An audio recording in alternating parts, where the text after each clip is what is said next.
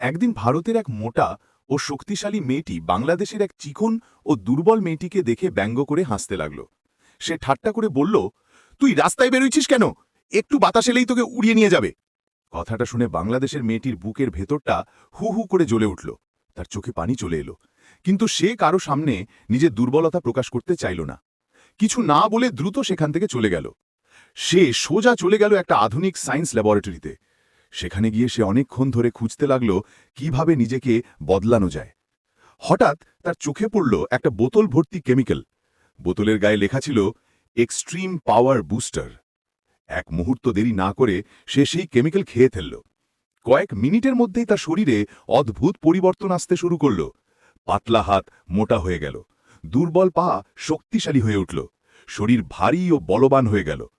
কয়েক মুহূর্তের মধ্যেই বাংলাদেশে সেই মেয়েটি একেবারে মোটা, বিশাল এবং সুপার পাওয়ারফুল মেয়েতে পরিণত হল।